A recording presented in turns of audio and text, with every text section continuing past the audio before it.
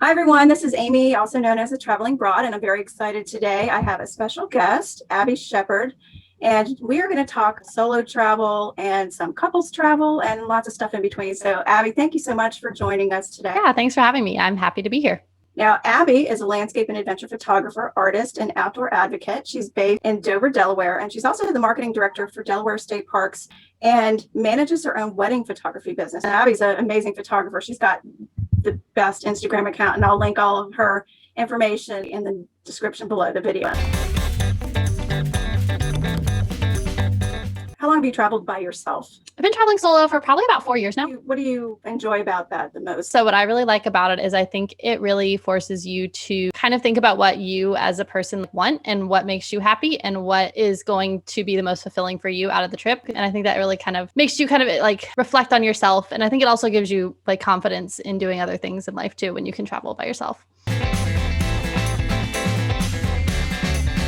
How do you usually travel when you go by yourself? Kind of depends. I'd say if the destination is within about like a 6-hour drive, I'll drive. And then I'll either stay in like an Airbnb or sometimes I camp or I'll sleep in my car because I can do that when it's just me. But if it's longer than that, then I tend to fly. I think it's good to have kind of a guideline like that. Yeah. It helps us pick our destinations as well. When you go camping, do you typically stay in a national park or do you do the dispersed camping on BLM land, or do you kind of mix it up a little? So I kind of mix it up a little bit. I don't actually stay in national parks all that often because it can be really hard to get a reservation depending on which park. You have to plan really far ahead of time and they can fill up really fast.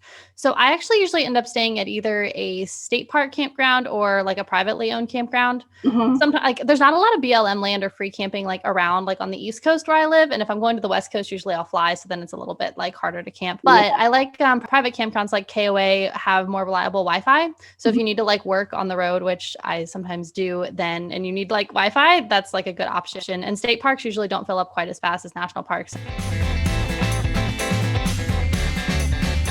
But when you're camping by yourself, especially being a female, any gear that you take with you to make sure that you can protect yourself? Yeah, so I usually carry pepper spray with me if I'm hiking or camping by myself. It's just like a little thing that I can like keep with me. My dad also got me a flashlight that doubles as like a low-key taser, which is, I guess, useful.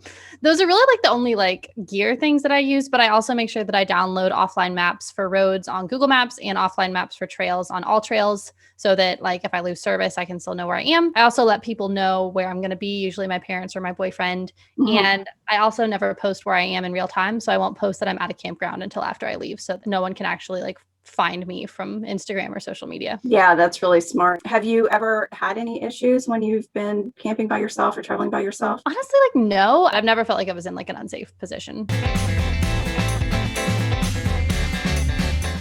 I know a lot of people probably shy away from traveling by themselves because eating by themselves can be awkward. Is there any way that you've overcome that? Yeah, so I have a few thoughts on that. First of all, I feel like it's just going to be uncomfortable the first couple times you do it, but then you just got to do it and then it gets better. But I do have a couple of tips for it. If you sit at the bar, it's a little bit easier. Like you can just usually walk up and sit at the bar. And then sometimes if I feel bad, like for taking up a whole table by myself, I'll leave like the waiter a little extra tip just to like be like, thank you for like letting me have a table to myself.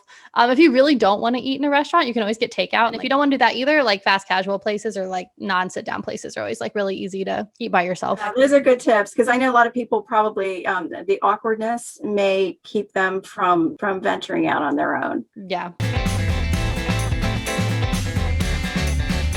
So do you have any photography tips for people when they're traveling by themselves? I think that's one thing, if they want pictures of themselves, that's one of the bigger things that it's kind of difficult to do. And I know myself, I'm terrible at selfies. I always look like either my eyes are squinty or I look, I try to open my eyes up and then I look like I'm a crazy person. Yeah. So I do have some recommendations for them. So first, like I have these apps on my phone that allow me to control my camera shutter, like with my phone. So then I can set up my camera, step away, and then I can control the shutter with my phone. Yeah. Hopefully that makes sense, which is super helpful. I also have a drone that I take pictures with of myself sometimes. I know that's not accessible for everybody, but just if you have a drone, you can take pictures yourself. And then also just like bringing a tripod to put your camera or phone on is super helpful. And the phone tripods can be super lightweight and you can take them with you easily hiking. And then when you're actually taking pictures, I don't usually ask people to take my pictures because I get kind of picky. So I tend to take like a ton of pictures of myself and just like keep moving the whole time, like walk back and forth, look around, smile, look Mhm. different directions. And then I'll look and find a couple that I like. And just like, it's can be uncomfortable at first if people are around you, but that's another thing that like the more you do it, you'll be more comfortable like taking pictures yourself, even if there's other people around. I think a lot of people are so used to that now. Yeah, I think Everybody's so got a too. phone and everybody's posting themselves on these social media sites. So it's probably not as uncommon as, Yeah, some people I might think you're think. right. Yeah, another thing I just thought of, I don't like carrying my tripod usually. Well, sometimes I do, but I don't like carrying it because it's really heavy. So Mhm. recently I've just started using like whatever's in the landscape to put my camera on or your phone, like my backpack, rocks, like a ledge, like just use whatever's around you if you don't want to like carry a tripod or you don't have one. Yeah, that's a good tip.